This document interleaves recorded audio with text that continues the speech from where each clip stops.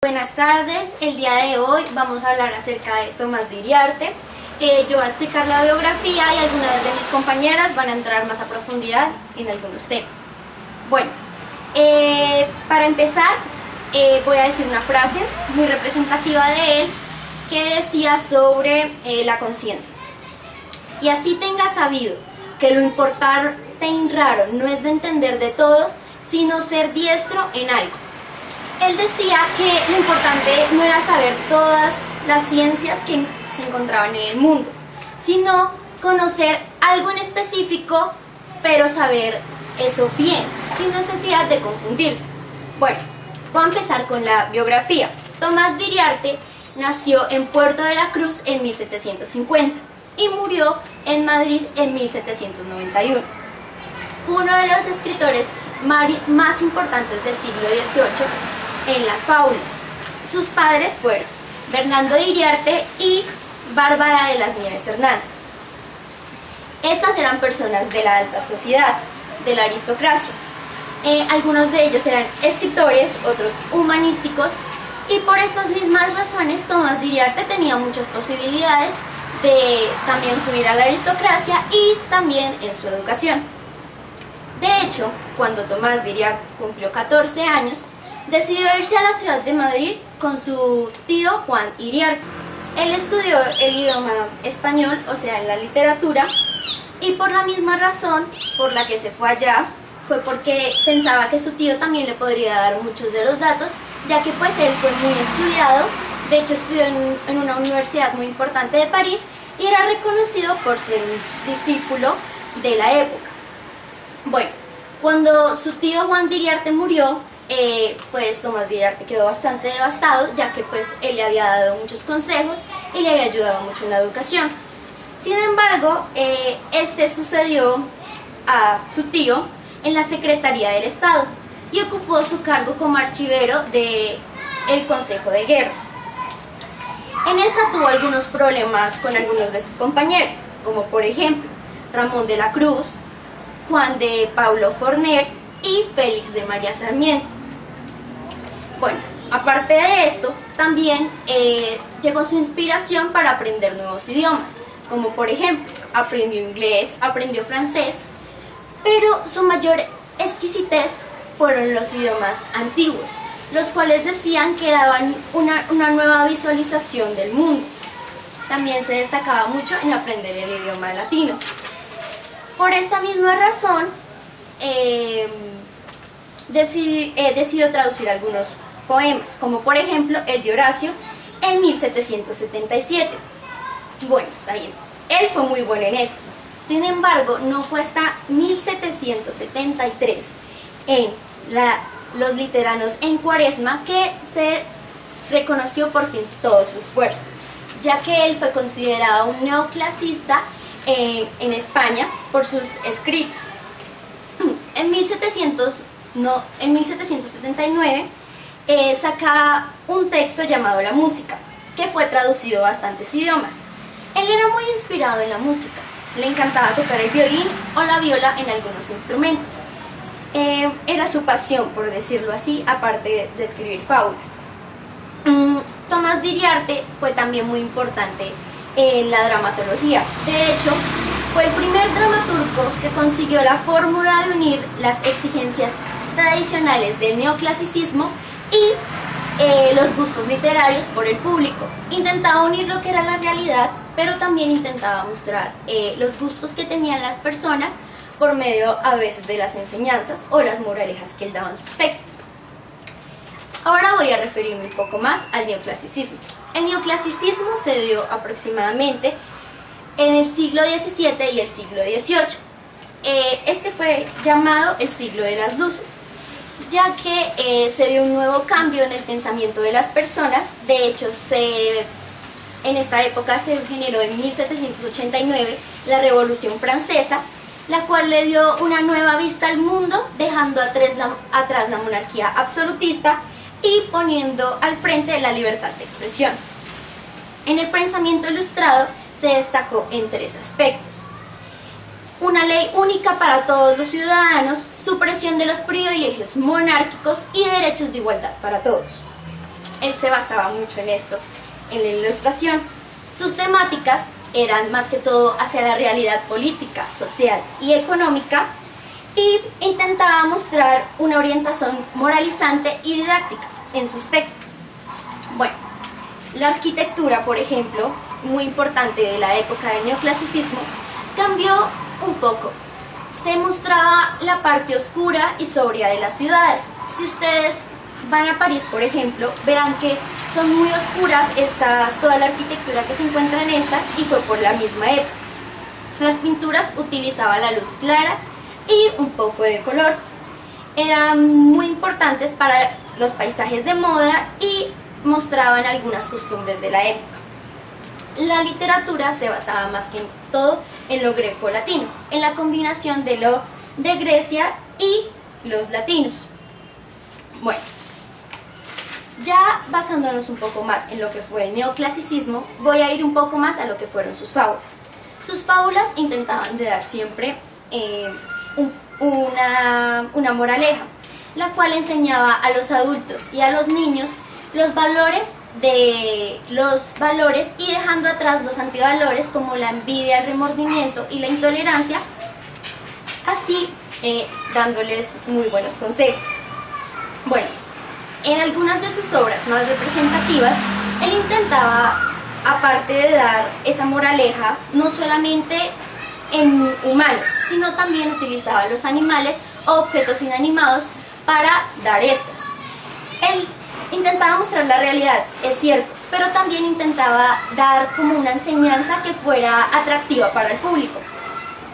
Así que algunas de estas son las fábulas más importantes: el burro flautista, la mona, los dos conejos y el caballo y la ardilla. Debe destacarse en sus fábulas, también hizo algunas obras teatrales, como por ejemplo en 1787 hizo La librería. En 1790 hizo 3 comedias morales en versos, y en 1780 hizo El don de gentes, obras muy importantes que fueron también reconocidas. Yendo más a fondo, voy a hablar sobre el contexto histórico. Esto ya sabemos que en Europa hubo muchos avances, tanto científicos, políticos, económicos y sociales. Hubo un gran renacimiento, por decirlo así. En cambio, en España no hubo esto. Se dio alguna luz por ahí en algunos textos literarios y en lo artístico, pero no en lo económico, social y político. ¿Qué era lo que estaba pasando en esta época? En esta época se dio el gobierno de Felipe V, el cual era considerado el rey Borbón de esta época. También se dio un hecho muy importante, la Guerra de la Sucesión, con el mismo rey V, en donde Felipe V y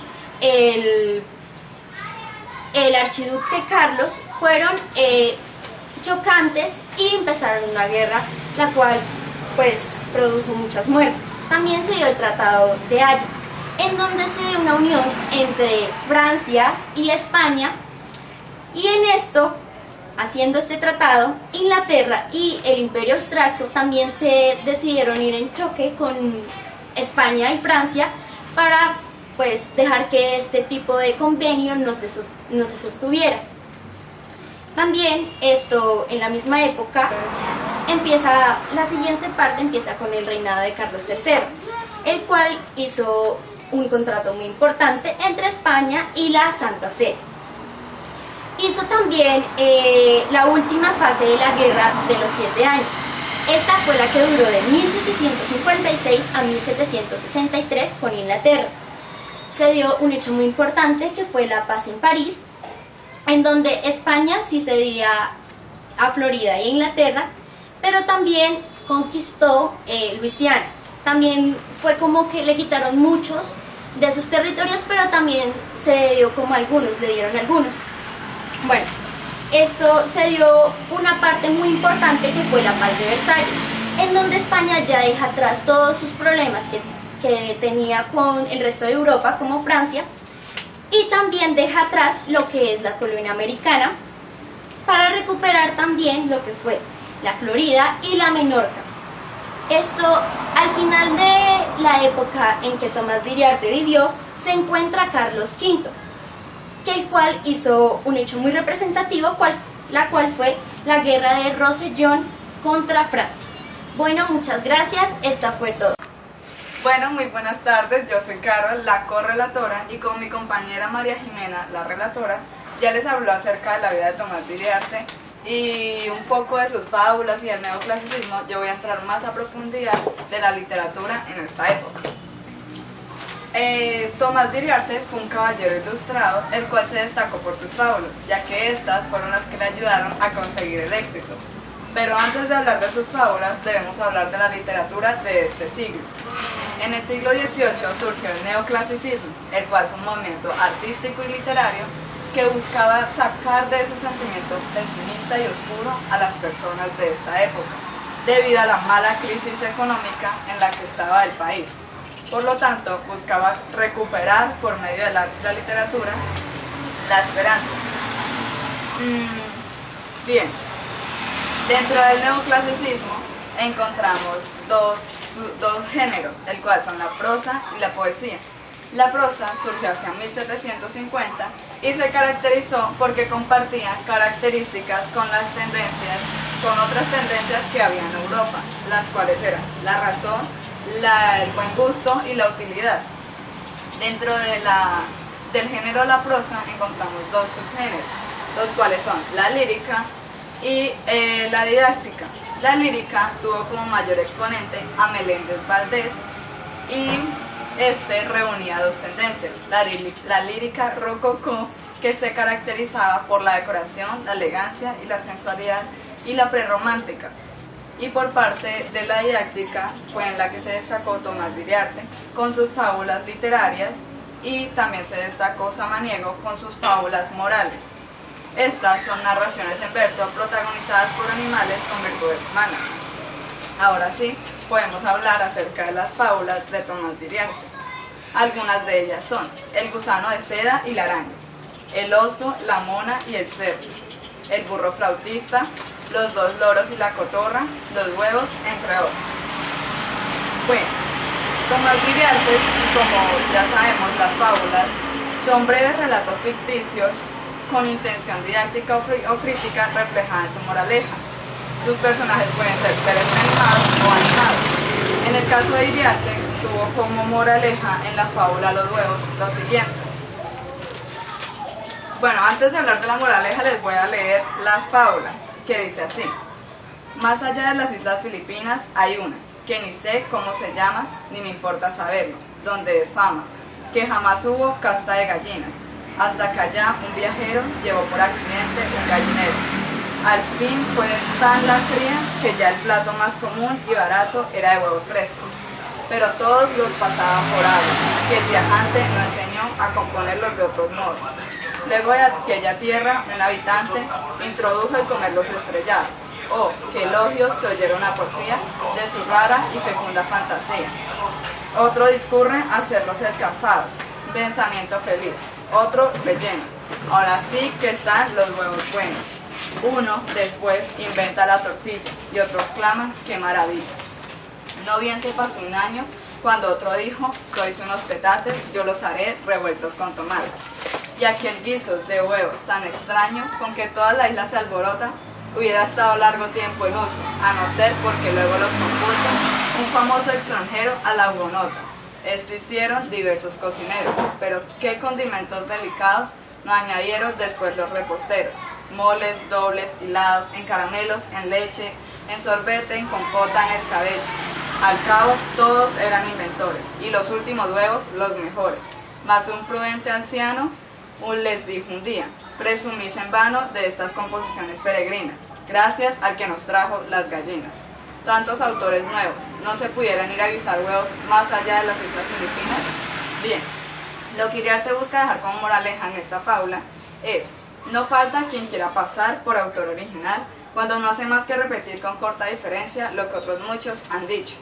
Bien, lo que Iriarte quiere darnos a entender con esta moraleja es que normalmente en la vida cotidiana las personas tienden a darle el crédito a la persona equivocada y no a la correspondiente, ya que la persona que de verdad se ha esforzado por plantear una idea o su pensamiento, llegue otra y se lo robe y le den el crédito a esta y no a la que de verdad sí lo hizo. Bien, y esta fábula tiene como inicio, nudo y desenlace lo siguiente. El inicio es cuando el viajero lleva a la gallina a la isla Filipinas. El nudo es cuando los habitantes de esta isla comienzan a hacer distintas formas de cocinar los huevos, unos revueltos, otros en forma de tortilla, etc. Y como desenlace encontramos cuando el anciano, muy prudente, les dijo: presumís en vano de esas composiciones peregrinas, gracias al que nos trajo las gallinas. Y podríamos decir que este anciano podría ser la voz de Iriarte, ya que con esta frase él busca generar conciencia en las personas y a darles el crédito a quien de verdad se lo merece.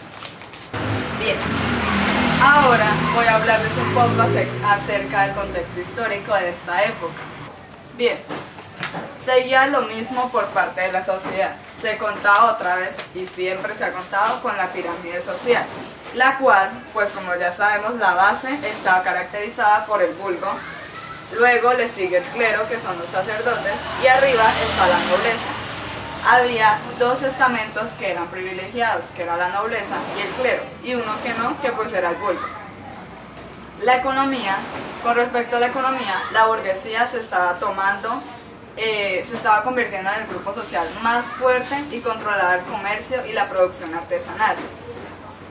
Y también se implantó una nueva teoría conocida con el nombre de mercantilismo, el cual establecía lo siguiente: la riqueza consiste en la posesión de metales preciosos, oro y plata.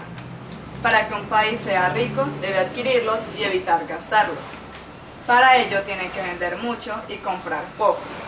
Para conseguirlo, debe producir de todo para no tener que comprar y poder vender. Bueno, con respecto a la política, hablamos de una monarquía absoluta, es decir, que todo el poder se concentraba en el rey, a quien se le otorgaba la gracia y el espíritu de Dios. Con respecto a la cultura, en parte de la filosofía sobresalió Descartes, ya que éste consideraba la razón como básica para la comprensión de la realidad. Surgió la Ilustración como un movimiento filosófico y cultural que sostenía que la razón humana podía combatir la ignorancia, la superstición y la tiranía y construir un mundo mejor.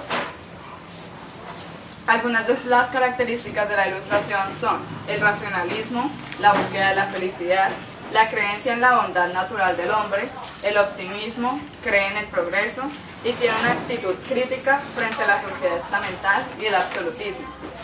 No podemos olvidar que en el siglo XVIII surgió la enciclopedia, la cual fue recopilación de todo el saber de la época y fue una forma de difundir los conocimientos al pueblo. Bien, ahora les voy a hacer la lectura de otra de las fábulas de Tomás de Iriarte, el cual se llama Los dos loros y la cotorra, y dice así: de Santo Domingo trajo 2 loros una señora, la isla es mitad francesa y la otra mitad española. Así cada animalito habla distinto idioma. Pusiéronlos al balcón y aquello era Babilonia, de francés y castellano hicieron tal territorio, que al cabo ya no sabían hablar ni una lengua ni otra. El francés del español tomó voces, aunque pocas. El español al francés casi se las tomó todas.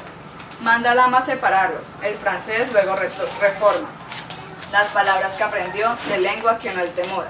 El español, al contrario, no olvida la jeringosa y aún discurre que con ellas ilustra su propia lengua. Llegó a pedir en francés los garbanzos de la olla y desde el balcón de enfrente una erudita cotorra la carcajada soltó haciendo el loro mofa. Y él respondió solamente, como por tacha afrentosa: vos no sois una purista. Y ella dijo, a mucha honra: vaya que los loros son lo mismo que las personas. Bien, lo que Tomás de Iriarte quiere dejarnos como moraleja en esta fábula es que los que corrompen su idioma no tienen otro desquite que llamar puristas a los que la hablan con propiedad, como si el serlo fuera tacha. Es decir, que un purista es una persona que quiere mantener su idioma y no mezclarlo con otros extranjeros. Por lo tanto, quienes corrompen su idioma, es decir, quienes lo mezclan, llaman puristas a los que no lo hacen y les hablan con propiedad. Esto es lo que él quiere darnos a entender. Como inicio podemos encontrar en esta fábula cuando la mujer lleva a los 2 loros a la isla. Como nudo encontramos que los dos loros empezaron a mezclar los idiomas y como desenlace cuando la cotorra le dice vaya que los loros son lo mismo que las personas y ella establece que no es una porista a mucha honra. Para finalizar, no podemos olvidar que en España se dio la famosa Guerra de Sucesión que finalizó con el sistema de Utrecht, la cual consistió en lo siguiente y abarcó el siguiente periodo, de 1701 a 1713, es decir, que duró 12 años. Esta guerra se dio debido a que Carlos II había fallecido, entonces Felipe V subió al poder, pero se presentó una problemática, ya que algunos sí lo apoyaban y otros no, otros apoyaban al archiduque Carlos de Habsburgo. Lo que pasaba era que Felipe V al subir al poder acabaría con la dinastía de los Habsburgo y llegaba al trono español la dinastía de los Borbones. Después de tanta revuelta y de esta guerra de 12 años, se firmó o se estableció el sistema de Utrecht, el cual concluyó y estableció lo siguiente. Felipe V era reconocido por las potencias europeas como rey de España, pero debía renunciar a cualquier posible derecho de la corona francesa. Los Países Bajos y españoles y los territorios italianos pasaron a Austria y por último Inglaterra le fue concedido el derecho limitado a comerciar con las Indias españolas y con los esclavos en las Indias. Por último, el Tratado de Utrecht marcó el inicio de la hegemonía británica. Muchas gracias. Muy buenas tardes, les voy a hacer una recopilación de lo que dijo mi compañera Jimena Higuera como relatora y mi compañera Carol Lozano como coordinadora. Bueno, les voy a hablar de Tomás Iriarte. Tomás Iriarte nació en el año 1750 en el puerto de la Cruz y murió en el año 1791 en Madrid. Bueno, sus padres fueron Bárbara de las Nieves y Bernardo Iriarte, los cuales ambos pertenecían a la aristocracia. Era un escritor del siglo XVIII, el cual era considerado un fabulista. ¿Qué era una fábula? Era una composición breve, escrita en prosa o en verso, el cual poseía personajes animados u objetos inanimados que representaran características humanas, los cuales dejaban moralejas o enseñanzas. Él era un escritor neoclasicista.